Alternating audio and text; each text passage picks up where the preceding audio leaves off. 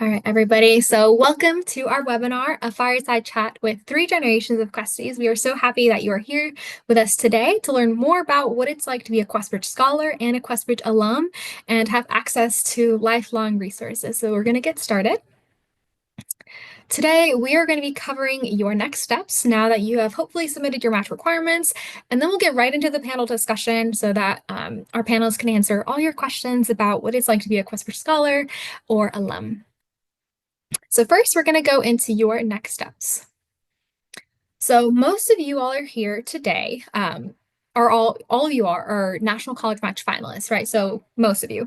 And so first, just congratulations, right? You've gotten to this point in the journey, and that's a huge accomplishment. And so we're super, super proud. If there are any educators or family members in the audience, thank you so much for being here, as I'm sure that the support that you've provided your students has really been instrumental in your students' journey. If you are a finalist who ranked colleges, your match requirements should have been submitted by now. And if not, please do reach out to those colleges to ask if they offer any extensions. And if they don't, you can reach out to us at QuestBridge to remove them from your rankings list so that they don't review your application if it's incomplete. And then you can still apply to them later on during QuestBridge regular decision, for example. Finally, if there are any kind of updates to your application that you need to make, remember that these must be sent directly to the college partners at this point. So your application is essentially like a letter in the mail that we sent to our college partners. So we can't really make updates at this point, and so your best bet will be to just reach out to them directly so that they can make those changes or updates to your application. And looking ahead, these are some of the dates that you all should keep in mind. December 2nd is match day, so be sure to log onto your Manage page on that day and check your status update. We will send you an email first that tells you, hey, there's a status update on your application, so check it out. And if you match, congratulations in advance. We know that FAFSA just recently became available, and so that'll be one of those things that is probably not submitted yet, but you should submit that as soon as you can if you are matched. If you do not match, remember that it is not the end of the road. There are so many options after the match, and your decision letter will explain those following options. So most students, or a lot of students, become part of the QuestBridge community through other avenues like QuestBridge regular decision or other early application policies. And speaking of QuestBridge regular decision, remember to submit your form by December 9th. Note that after submitting the form, which you can go back and edit, regular decision requirements will be due directly to the colleges, although deadlines might vary a little bit. Right. So we are really excited to be welcoming some wonderful panelists today who will be sharing all about their journeys and their insights and advice with you all today. So I'm going to go ahead and stop sharing my screen so that our panelists can introduce themselves. All right, and why don't we start off with Victor? Alrighty. Hi, everyone. My name is Victor Criollo. I use he, him pronouns, and I am from Dover, New Jersey. Currently, I am a senior at Northwestern University. That's located in Evanston, Illinois, just north of Chicago. And I currently study communication sciences and disorders, which is kind of a mouthful, which basically means pre-speech pathology. And I also study cognitive science in Spanish. And yeah, and for my sort of QuestBridge journey, I applied to the College Prep Scholar program back in spring of 2020. I got the College Prep Scholar. And then just like y'all, I applied to the National College Match. I applied to that, became a finalist, and then after that, I matched. So I matched Northwestern. And yeah, that's me. Thank you, Victor. I'll pass it over to Hannah. Hi everyone, I'm Hannah. I use she, her pronouns, and I'm from Miami Beach, Florida. I'm also a senior and I'm at CC or Colorado College right now.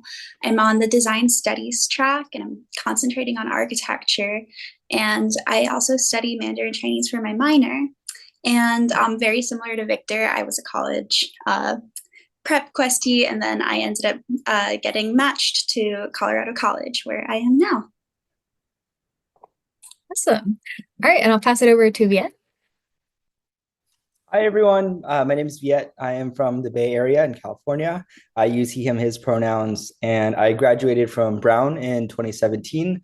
I studied education studies, focusing on the impact of poverty on the human mind. After college, did an MBA at Harvard and an MPA, Master's in Public Administration at Harvard as well. And I applied through the finalist programs, decided I really liked Brown, and so I did early decision instead of going through the match process. Super cool. And we'll finish off with Marilyn. Sure. Hi, I'm Marilyn Williams. I use she, her pronouns. I went to the University of Chicago, graduated from there in 2013. And then I also went and got my master's from the University of Edinburgh. I'm from Fairhope, Alabama, but I currently live in Birmingham, Alabama. And I currently teach here at a private school. So I studied classical studies when I was at University of Chicago, and then ancient worlds at Edinburgh. And now I teach ancient and medieval history at a private school here. And I actually went through regular decision, so I joined that way.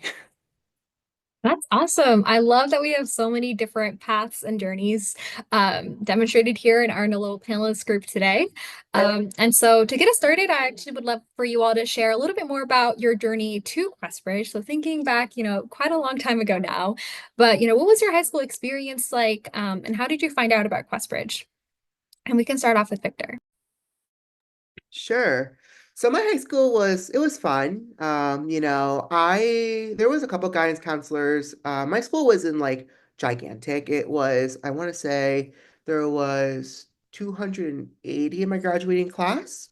So it was nice, but my guidance counselor, she's the one who recommended that I apply to QuestBridge Scholar program, but she helped me a bit, but I think ultimately I rely on like other resources more than anything because she had a lot of students to work with. But yeah, so that's what my high school experience. I'm Latino and I went to a school that was like 80, 90% other Latinos just like me. So I think that offered me a really different and unique perspective, especially coming to Northwestern. But yeah, I really like where I grew up. And I forget what the second part of the question was, but yeah, No, but you've that was answered it. Yeah. I It like was just how Western, you and found out. also, yeah, also in high school, I was like involved in everything and anything. I was in like a bajillion clubs. I was doing this. I worked and stuff like that. So yeah, I was also really, really active in a lot of things. Awesome. Yeah, I'm sure a lot of students in the crowd today can relate to that experience. What about you, Hannah? Similarly, we also had like we were a very small school. I went to Dash or Design and Architecture Senior High in Miami. Shout out. Um, our senior year was it was very interrupted by the whole pandemic. But it was actually, I found out about QuestBridge because I think I saw an advertisement or something online for like one of their Zoom meetings that they were having during like the pandemic to like introduce QuestBridge and bring information about that. And I actually ended up going to so many of those meetings, and it really helped me just map out like plans for college and the future going forward. So that was really great. And also, like Victor, I went to a majority like Latino high school. Yeah. I'm glad that the webinars are working then. As if one student is watching them and is applying, then my heart is happy. What about you, Viet? What was your journey like? Yeah, so I found out about QuestBridge through my cousin. He was 2 or 3 years older than me, and was a Quest finalist and went to Rice. And I had sort of followed through his footsteps throughout high school, throughout middle school, and so he was sort of a mentor to me. And when I first heard about the scholarship, it felt like a scam. Like I felt like this is no way is this real. They're probably going to steal my information and sell it. And so it was really nice to have someone that actually went through that process and be like, no, look, this is a real program. This is, how I was able to go to college, XYZ, to make it much more tangible. And I think when I looked at the numbers, right, it was like, oh, like it's so hard to get these things, but to have someone that looked like me, that, came from the same background as me, go through it, it made it much less daunting of a process. Yeah. And what about you, Marilyn? Yeah, like I said, I grew up in Fairhope, Alabama, so I actually went to a predominantly white, high school, and so I was one of the few black students there. But I have three older sisters, and all three of us wanted to go to college, and we knew because we were dirt poor in rural Alabama, we were like, no way unless we find the money. So all three of them had to kind of figure out how to get the money for college, and so when it was time for me to try to figure out the path, my guidance counselor was like, have you heard of this thing called QuestBridge? And I hadn't because it was like 2007 or 2008. And kind of like Viet, I was like, obviously it's a scam, but there's literally no money they could steal from me. So let's go for it. And that is how I kind of learned it through my guidance office. It was just a flyer on the bulletin board, and she just pulls it down and she's like, what about this? And it really worked out. So I was really lucky and happy that I was able to keep the dream alive. Yeah, and I think, I'm definitely really glad that you all are here, that you've been through this journey so that you can share your stories today with our students. But thinking back, or for QuestBridge scholars who are here today, you are obviously at your institution, but for the alumni here, thinking back to your undergraduate institution, what was attending that school like? What were some of the benefits? What were you involved in back then? I'll start off with maybe the QuestBridge Scholars, so I'll give the alumni time to think about it. What was your experience, or what is your experience like at Colorado College, Hannah? So Colorado College is a liberal arts school, and it's a pretty like small campus and offers lots of different intimate communities. So that's lovely. Um, Currently, I'm a part of the Chinese Minor Club, and I'm also in Blue Key Honor Society. So those are some things outside of classes that I'm busy with lately, aside from senior thesis. And the QuestBridge chapter here is like, it's a very supportive community, full of wonderful people that you can fall back on whenever you're unsure about something. There is someone on this campus who can help you almost immediately, and it's very lovely.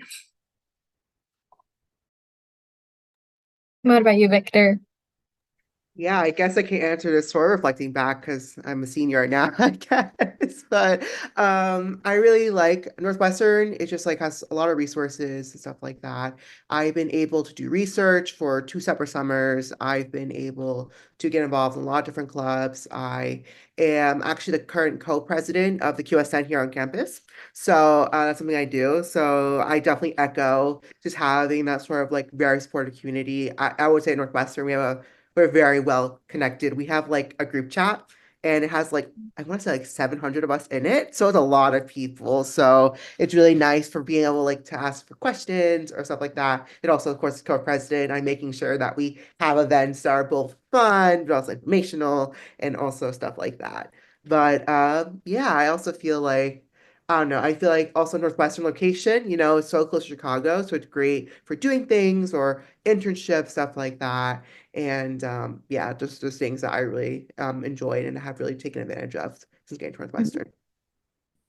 Yeah, I'm sure that the notifications in that group chat are muted because it must go crazy. What was your experience like, Marilyn, at U Chicago? Yeah, you keep saying Northwestern, it brings me like flashbacks of U Chicago and things like that. Well, my first 2 years, I didn't really do anything because U Chicago really humbled me, really quickly. I thought I was so smart, and I thought that I was like the best person. I was going to get to U Chicago. It's going to be so easy, just like Fairhope was, and it completely knocked me backward. So the first like 2 years, I was mostly just in the library trying to play catch up with all the other students and things like that. But then after that, kind of like Victor, I did join the local Quest chapter, and I was like marketing manager, and then I became president of our chapter. Since I studied classics, I joined our classical association, and that was really fun because there's not a lot of classics majors anywhere. So being with that small group of people was really, really nice. And then I also joined the cheerleading team. We do have sports at University of Chicago. We are not good at them, but we still cheer them on. So I got to be a cheerleader, and that was really fun my senior year. So I kind of slowly built up to doing activities once I felt like, okay, yes, I can do Greek and Latin and study all of these things. I really want to echo that sentiment of like sometimes as the high achieving students in high school, you get to these schools and it can be really difficult to adjust. But I love that, you took your time to kind of, find your feet, find your balance, and then you got involved. And I want to say that's like such an important way to just understand your own journey when you do go to college. Like, take your time to figure it out, to take your time to understand classes and understand that hidden curriculum, right? Because it can be really overwhelming, especially as students from low income backgrounds. The rigor is pretty high at a lot of our college partners. But what Absolutely. about what are you at Brown? Yeah, no, I love my experience at Brown. I think what drew me to Brown was the curriculum. So there's an open curriculum. That means there's no core requirements. So you don't have to take classes that you don't want to. That means if you love math, you can take all math classes. If you hate math, you don't have to take math throughout your 4 years. And for me, I didn't really know what I wanted to do after college, in college. And so I really used the open curriculum to explore. So the first year, I thought I was pre-med, so I took all pre-med classes, quickly realized I'm not going to do pre-med. And I switched to computer science for a semester, didn't like that, did public health, and then eventually found my passion in education. And I don't think I would have been able to do that at other schools if there were a core requirement, because I would have run out of time. The other thing I really loved was the ability to take classes pass fail. So there's no limit at Brown. So I took half of my classes pass fail. And I think that really encouraged me to take classes that I wouldn't have gotten high grades in, but because it was pass fail, I could explore and learn new topics that interested me. In terms of outside of school, I was really involved with the first gens at Brown community. So that we worked in collaboration with QuestBridge, but we were much more sort of an activist group that worked with policy. So we tackle things like homelessness, food insecurity, academic advising for first-gen students. Ran a conference called the IVG conference, where we brought together a bunch of different students to talk about first-gen issues. And then my senior year was served as ran the student government until I graduated. Whenever I do these kinds of panels and I learn about other college partners, I'm always like, oh, I wish I could have gone there, because they always sound so amazing. But thinking back to undergrad or even grad school, for those of you who have attended, as students from low-income backgrounds or students who are first gen, there often are a lot of challenges that you have to overcome or face. So I'm curious if you faced anything like that, and if so, how did you overcome them? And anybody can start. Whoever wants to.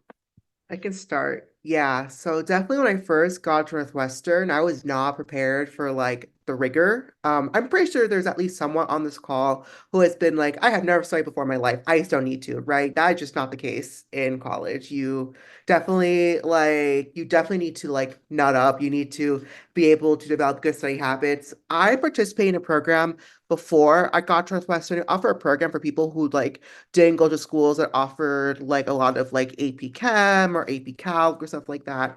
So it's sort of like a bridge program of sorts. And I did that. And even with that, I was really struggling with I felt like, but when I got to college and high school, I held myself to such like a high standard, right? Where it was like you were getting straight A's in high school. It's kind of like you have to do the same thing in college.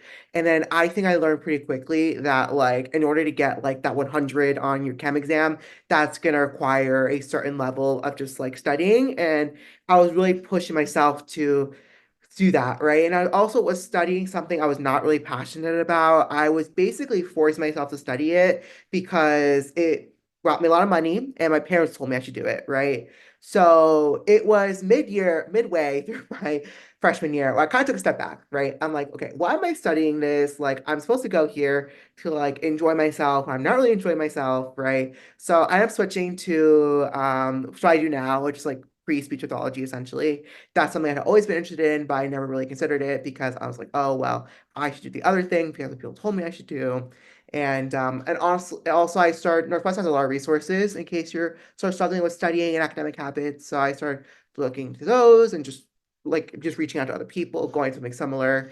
And just through that, that's how I sort of overcame that struggle of like, trying not to do things just because someone else told me to do it, but also to like, if I am struggling with something, right? Like go to professor's office hours, go to do this, go do that, right? And that definitely helped me a lot. And now as a senior, I feel much, much better than I was when I first got to college.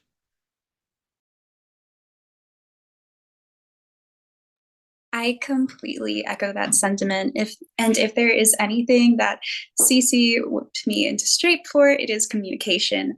You have to communicate with your professors. You have to communicate with your classmates, your advisors.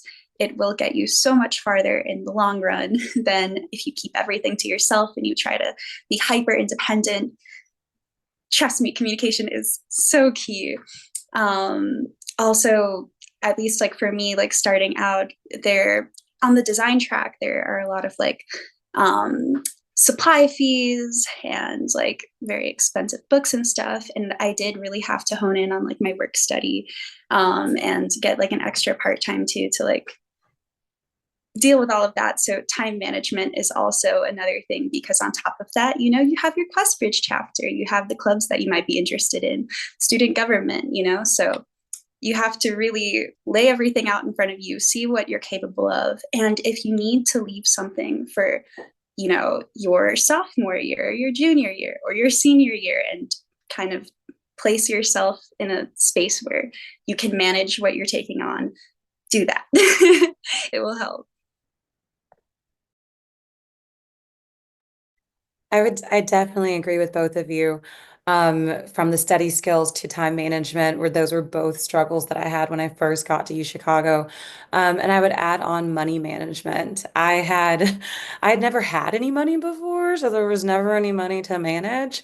And then I got to college and it was like, oh, there's like other stuff here that I need to make sure I have money for, and unexpected fees and things like that. And I never really had to prioritize, make a budget, save any money before. And so it was a big learning curve, and I felt more behind than I maybe was, because I wasn't doing what Hannah has brilliantly done, figured out, is I wasn't asking anybody anything.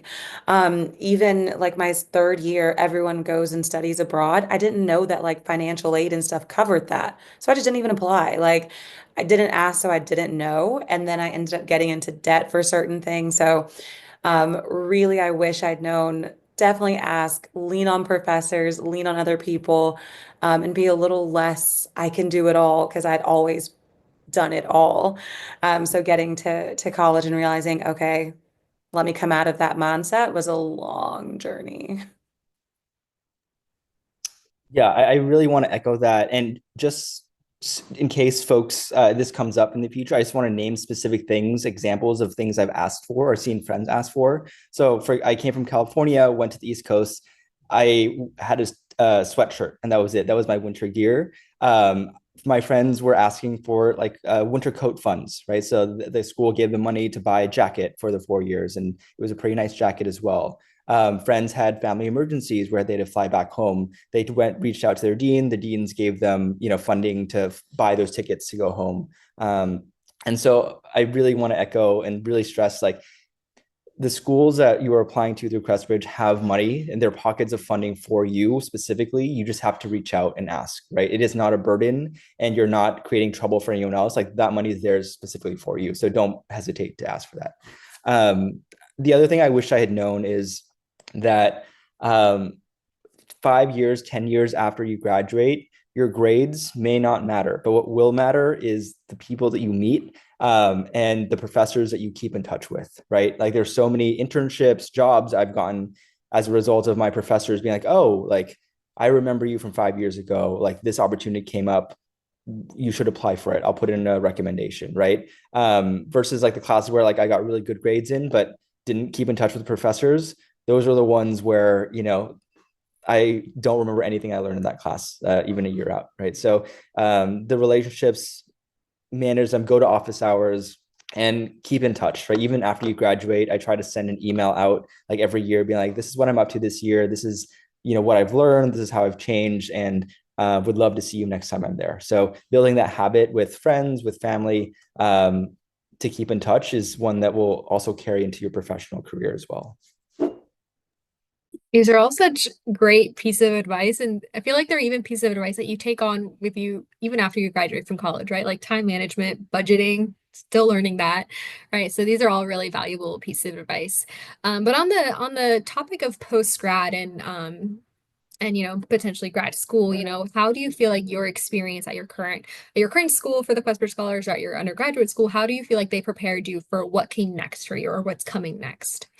And I'll start with our alums here. So what about you, Marilyn?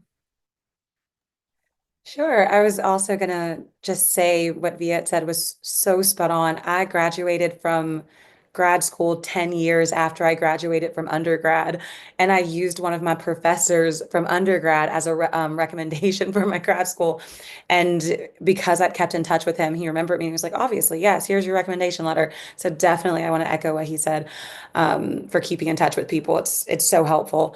But I feel like University of Chicago really prepared me for most things because it was so difficult. Immediately after it, everything felt easier. But I knew I needed a break. I couldn't go directly to grad school from there. I would have exploded. So I did take a lot of time and I just taught. I taught in different places in different countries and things like that. And University of Chicago really helped me understand like the skills transfer. And they help me understand like what you're doing here it's not just the Greek and the Latin, right? It's the writing, it's the research, it's the time management, it's the understanding of how to think and how to build these things. So when I got to Edinburgh, um, it was all the same things came rushing back, whereas I was back doing, classical studies, but it was the same problems because now I was teaching and trying to keep up with the time management and the papers and checking in with teachers like I'd learned and actually going to certain professors and saying, hey, I'm actually struggling with having a job and doing this program. What do you suggest? So UC helped me really grow up. And then at Edinburgh, it really helped me kind of dive deeper into my career field. And I'm still debating whether I want to do the PhD and kind of dive even deeper into this field. What about you, Viet?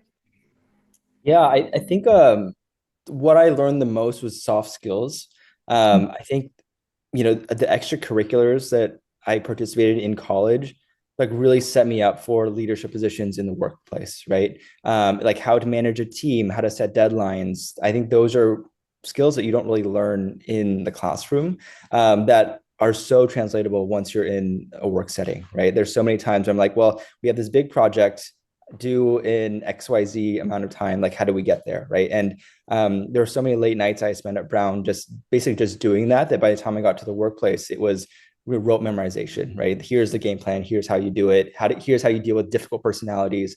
I think those are the stuff that I still remember. I think the other thing is like interacting with professors for me was very similar to interacting with my future bosses, right? Like the reason why I, didn't have a great first 2 years in college was because I treated my professors kind of like gods, like elders that like I couldn't interact with, right?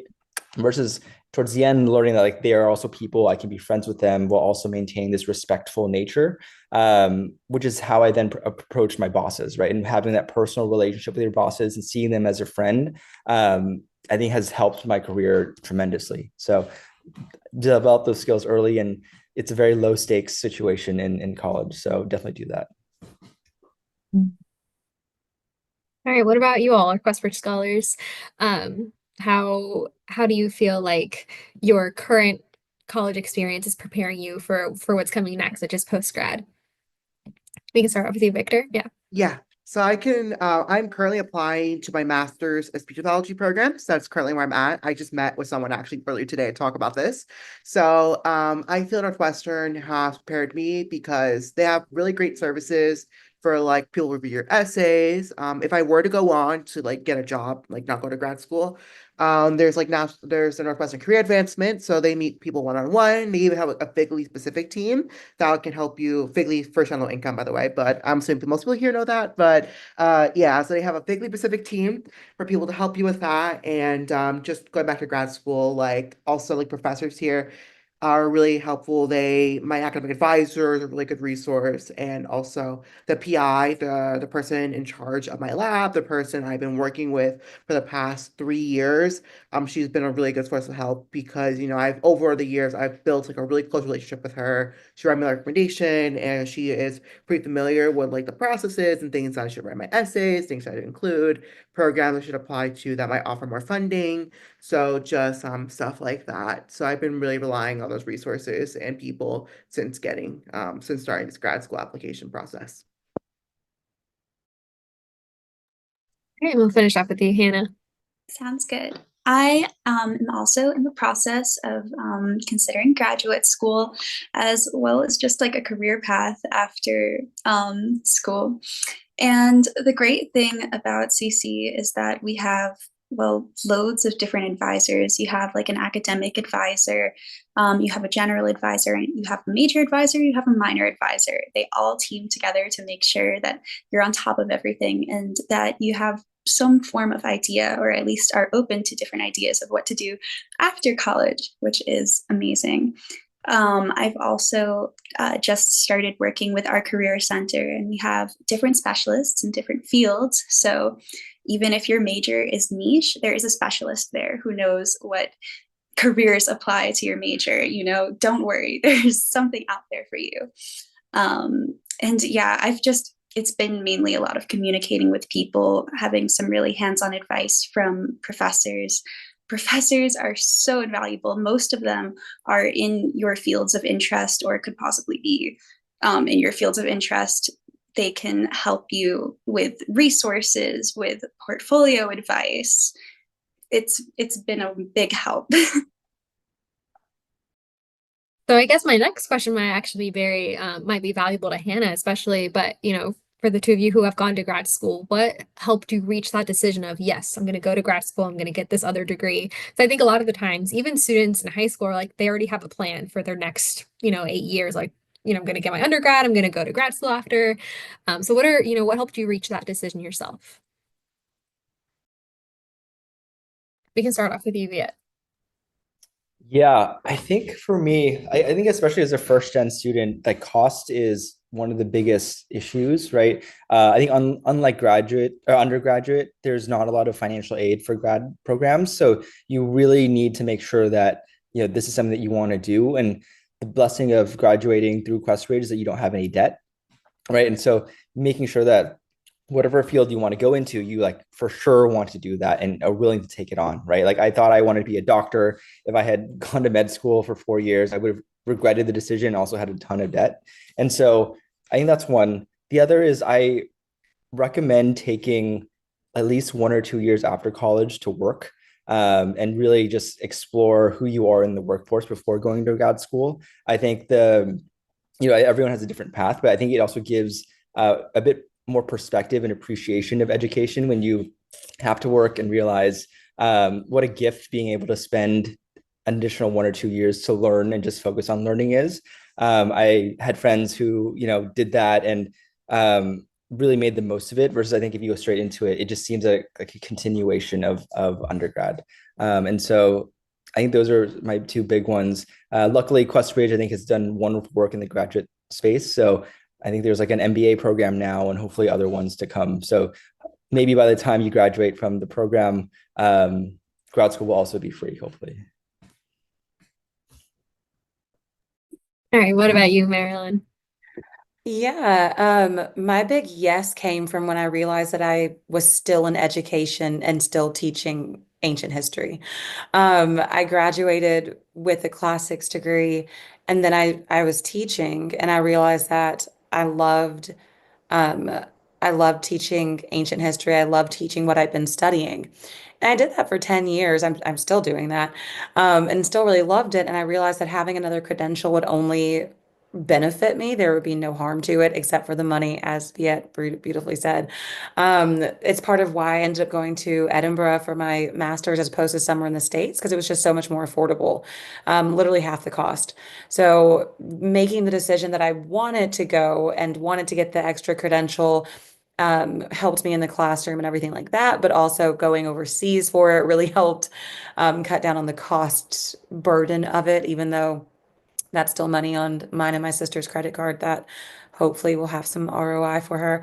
But it still made me, after teaching for so long, realize, yes, this is what I want to do. And yes, I want to learn a little bit more. I am, like Viet said, I'm really glad I took time away between undergrad and graduate school so that I had time to work and kind of really figure out if this is what I wanted to do, because it's a big investment if you change your mind midway through, like you can't get that money back. So I'm glad I waited and realized, yes, this is what I want to do. And now I'm very happy that I did it. And it's really helped me with not only my teaching, but you get a pay raise when you get a master's as a teacher. So that has also been really helpful for me. And I just feel more comfortable in the classroom teaching what I teach. Um, all right, so I'm gonna give the attendees a bit of time to drop some questions in the Q&A box at the bottom of your screen. There's a little like text box with a question mark, so you can drop questions in there. I already see a few good ones. And so while they're dropping questions in there, I want to ask you all, in which ways have you felt that QuestBridge, whether that be through the National College Match, through the QSN, the QuestBridge Scholars Network, or the Alumni Association, or any other programming, how has that impacted your lifelong trajectory? We'll start off with you, Hannah. Yeah, I mean, it's completely shaped the trajectory of my future. I probably would have not been able to go to college if I didn't have the QuestBridge match. I would have probably gone right into the workforce because that's all I would have been able to afford to do. So I'm extremely thankful because in giving me this opportunity to go to college, I have also had the opportunity to broaden my horizons for so many more routes in the future. It's completely changed my life. I don't even know where I would be if I didn't get that match. What about you, Victor? Yeah, I'm also very grateful to QuestBridge, for getting the scholarship. Northwestern is the highest ranked institution in the country that has the major I'm doing, the CSD stuff. So I'm super grateful because I have so much access to people who do great research in this field, like, people who focus on like language development and literacy, and people who do beyond stuff like that. So I'm just so glad that I'm able to come here for free and have that sort of experience. And also just echoing what I said earlier, like being involved in the QSN as a freshman, like attending the events, feeling a sense of community, getting involved now as a co-president. I am just so like, I'm so proud and so happy that, Northwestern has such a close and, such a really nice QSN and stuff like that. And just beyond that, just general like first general income community beyond our QSN. And I feel like, and also through like the alumni, I am doing like the alumni like match thing right now where basically you submit a form and get matched with alumni. So I have my second meeting with my alumni mentor next week. So she's going to be helping me with my essays for graduate school. And so that's sort of the plan for that. So I'm just glad that I have been able to get these resources, being where I am right now through QuestBridge, but also being able to feel comfortable and feel confident in what I'm doing with QuestBridge support services. What about you, Marilyn? Yeah, one of the biggest things Quest helped me with was actually after I graduated from University of Chicago. Um, I was I was already teaching in the US, but I was looking for a new job. And one of the Quest emails said, your Alumni Association is one of the best places that you can look. And so I ended up going to the University of Chicago Alumni Association, and there was a job posting to teach in China. And I was like, oh, already vetted. It's actually here. I know it's legit because UC wouldn't just post something that's completely off the wall. And I applied, and I actually was able to go, and that kicked off 5 years of just living in different countries and getting to teach different subjects. And I never would have, this was the same person who didn't apply for study abroad because I didn't think I could afford it. And so I got to go and live in China and Colombia and Egypt and go lots of different places because Quest said, hey, here's a great resource. And it was. So one of the best things it did for me was after graduation and connect me with these resources that I didn't even know was a thing. And now, even though I love my job and I'm not leaving my school, I sometimes still just check the job board on U Chicago's alumni website, and I check Quest and things like that just to kind of see what's still out there. That's a great piece of advice, especially for our seniors who are about to go off into the real world. Let's finish off with you, Viet. How has it impacted your lifelong trajectory? Yeah, no, I agree with everything that everyone said. I think for me, in terms of career, in terms of like friendships, I've found that even after I graduated college, that's where I've made the most QuestBridge friends. Whenever I move to a new city, like there are QuestBridge scholars there. There are events, dinners that QuestBridge puts on where you're able to meet folks who live in the city, who come from the same background as you, who have the same interests and sort of empathy that I found in the Quest community in college, but in the real world. And so whether I'm transitioning careers, looking at different sectors, there's always someone in that space that's 1 or 2 years above me who's made that transition that I can reach out to. And even if they don't know who I am, like I've cold messaged people on LinkedIn over email, and as soon as I say I'm a Quest scholar, people respond almost like 100% of the time. So it's been really heartwarming to see how willing Questies are to giving back to others in their community. Absolutely. I love all the sentiments that are being shared here. It makes me really proud to be a QuestBridge alum as well. So now we're going to shift gears over to the Q&A box. I see some really great questions. And one that I want to highlight is one from an anonymous attendee who's asking, what helped you, any of you, to help slow down and enjoy college? Sometimes having rigorous classes requires ample studying time, and I subconsciously forget to relax. And I can definitely understand the sentiment. Everybody else seems so busy. It's like, I have to be busy as well. So how did you navigate that feeling? How did you slow down when you were in college? Anybody can take this question. Go for it.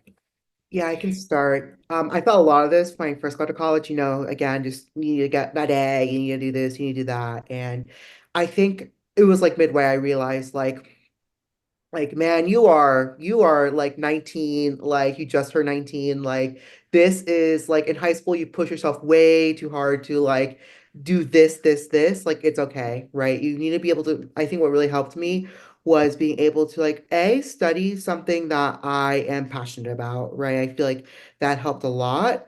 But also too is just like again, just taking the time for yourself. Like if you're feeling overwhelmed, like it's okay to just step away for a bit. The work will get done, it's okay to ask for an extension, like it's going to get done, right? And also again, just really relying on those resources, right? Like asking people in the class, like making sure you make those connections with someone, talk to that person next to you, right? Be like, hey girl, like do you got this answer? Like, like can you help me with this, right? Or stuff like that, or just again just being able to recognize that it's not always going to be easy, and again, just being able to sort of slow down, be kind to yourself. And over time, it may seem very hard at first, but you do get used to it and you will find your pace. And, and it does get better essentially. So just believing in yourself and believing that you can do it really helps a lot. I was going to say I am very type A and I only have fun when I schedule it. So for me, joining the cheer team was my way of having fun. And I didn't do it until I was already in school and had a grip of it. And so because I wasn't like at a D1 school where everything was just like Friday Night Lights and the cheer team has to do this and that, it was just throwing girls in the air, seeing if you catch them, good times, learning cheers, going to games, having like fun exercise and really just having fun. So joining the cheer team was something that was outside of school, was outside of working. And it was just 3 times a week, I'm going to have fun for an hour and a half. So I had to join something to push myself to have fun. Otherwise, the Regenstein Library and I would have melded into one incoherent book person. I can just add in that I think that was definitely me in college. When I was in college, I was doing a million things, but I was so happy all the time because they were all things that I really enjoyed, whether it was volunteering or doing theater or doing newspaper. Like they were things that brought me joy. And so I knew, okay, even if I'm busy, like there are things that I'm really enjoying. I'm meeting such cool people. And so sometimes, you have one idea of what relaxing looks like. It could be like laying in bed, and that's totally okay. But it can also just be doing what brings you joy. And I think it's important to find that, right? What brings you joy, what makes you feel good, and really leaning into that. Right. I see another really great question that I think a lot of you can answer, which is, what was that experience of going far from home like? I think especially when you're doing the match, you don't know where you might end up, right? Especially in this in-between period. So how did you navigate that feeling of going far from home, maybe leaving family or friends? What was that experience like? I can start off. Well, I mean, I'm from Miami Beach, Florida, and I'm here in Colorado. It's a pretty far leap and it's very different, completely different communities than I like grew up with, completely different weather, stuff I was not prepared for at all. I have to say that my QuestBridge chapter and simply like the school community was a big help to me. I mean, I was not prepared for my first winter. I wasn't prepared for the half of it, and also being away from family.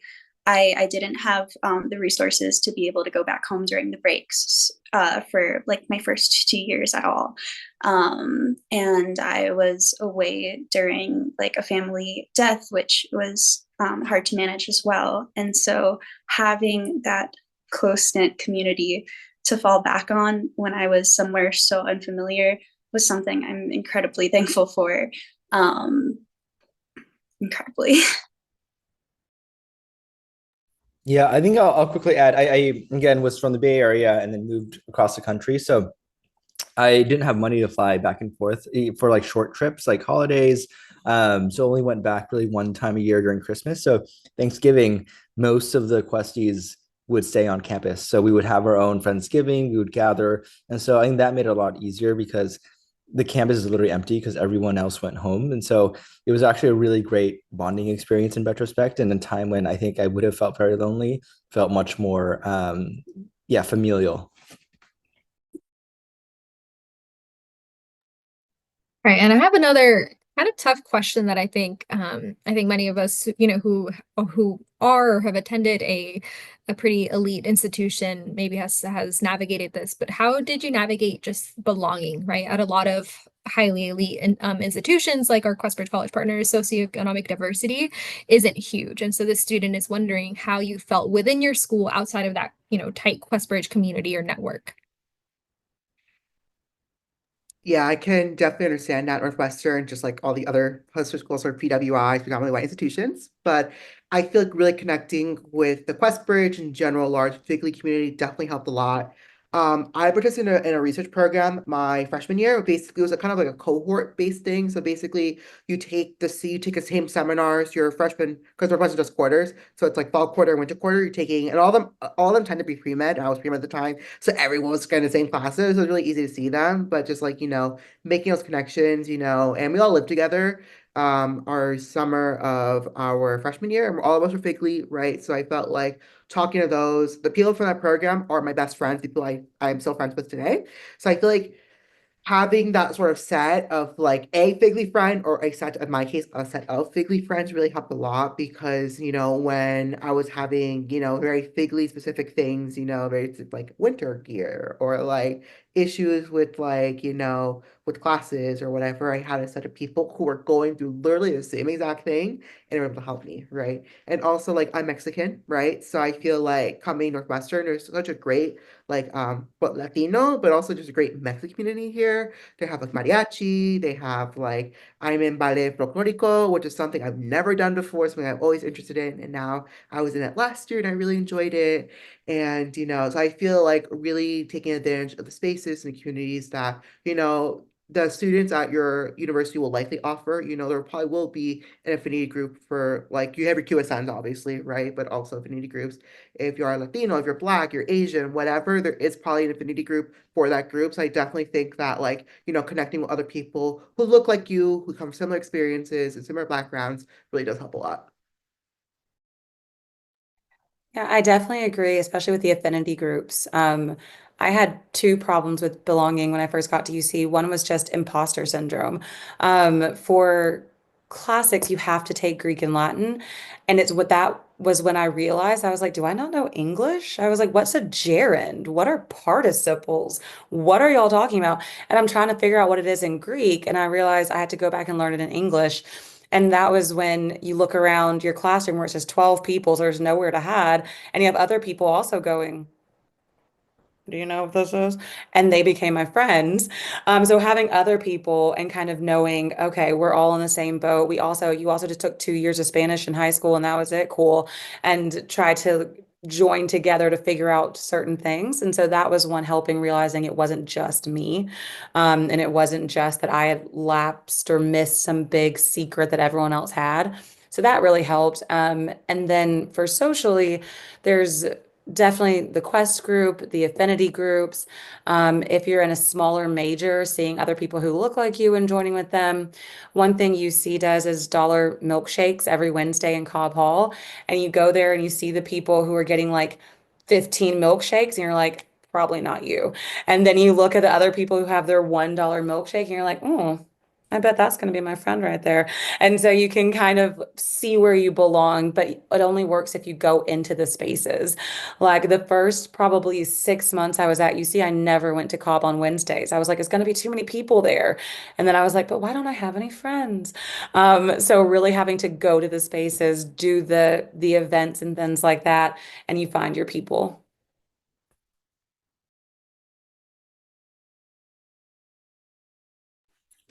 Yeah, I think I had a random roommate my freshman year, and he came from a very different socioeconomic class, but I didn't know that. And we just became really close friends just through the experience of college. And it wasn't until like sophomore year that I realized like he came from like a very wealthy family. And I realized that like a lot of the barriers I put up, I think some of them were real. I think that like people are, trying to learn how to navigate class differences, and but also some of it was my own hesitations and my own assumptions of what people thought about my background, right? And I had to unlearn a lot of internalized shame that I had about coming from a low income background in a wealthy institution, and that for the most part, people are well-meaning and are trying to build friendships across different differences. So I think coming in with an open mind, knowing that there may be some apples, but some people are also out there, really trying to find good, authentic people to be friends with, regardless of where they come from. Right. Well, I think our last question for the night is gonna be the one from Alan Morales in the Q&A box. And they ask, what advice or support would you give your high school senior self, knowing what you know now? So I'll start off with you, Hannah, if that's okay. Well, I would tell her to calm down. My high school self was freaking out because of the pandemic, because I was like, I'm not going to have any work opportunities. What if I don't get into college? And I was like, I applied to way more colleges than I honestly should have. I didn't know anything about half of the schools that I applied to. And by the time I got done with the application process, I was completely spent. And I also was like, our high school was kind of rigorous. So I just completely burnt myself out and had to really recover that summer before college. So I would tell myself to take it easy just a little bit. Yeah. I definitely echo Hannah. Like, if I could go back and to tell myself from senior year, it's like calm down. Like, whether you match or not is not the end of the world, right?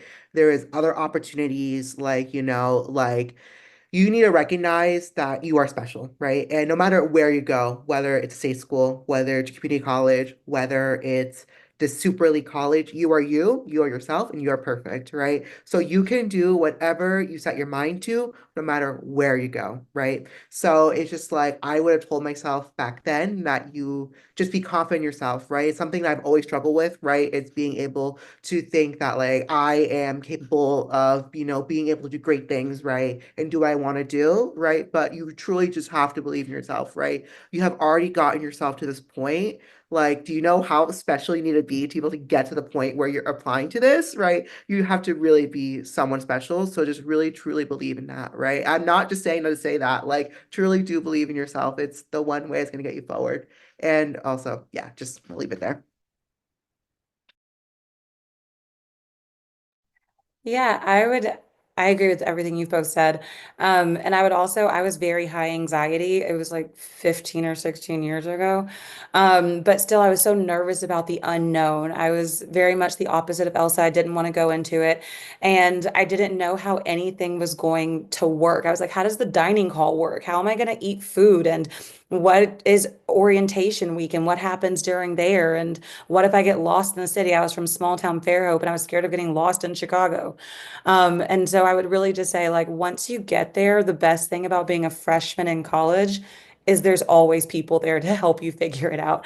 They are there to walk you into your dorm. In most cases, they unload your stuff for you into the dorm, and say, how are you doing? Like, there's people who are assigned just to walk you to the dining hall, show you where your classes are, give you like a tour of campus, and just really take advantage of all of those different things that they're doing for you, because it really eased my mind. But senior me didn't know any of that was going to happen, and my sisters were already busy in college. They're like, "You'll be fine." So just knowing that it's going to be okay, it's going to work out, and once you get there, everything is great. You don't have to worry about like financial aid office and going there and being like, "Are you going to pay for this class?" It's already sorted, so it'll work out. I echo everything that people have said before, so I'll try to add something different. I think my advice for my senior self is to spend more time with my parents. I think I was just so in a rush to get out, to, go to this next chapter in my life, that I really did not, appreciate how much time and effort and love they like gave me. And after college you work, and then you go to grad school, but like the time that you have there is just so limited. And it may not be the same visiting holidays. It's great, but yeah, really spend time with home and folks there, because you'll really treasure it in the years to come. Right. Well, that is the end of our webinar. Y'all's insights and advice and stories were so touching, and I know that I will carry them with me for a long time. And I hope that our audience has also enjoyed them. I saw some comments in the chat saying that they were great. So thank you all so much for joining. To our panelists, thank you so much. We appreciate you a lot. And just know, the QuestBridge community is here for you in any way that we can be. And so best of luck to all you finalists in the chat. Wishing you all the best for December 2nd, which will be match day. But yeah, thank you all so much for joining, and I hope you all have a wonderful night. Thank you.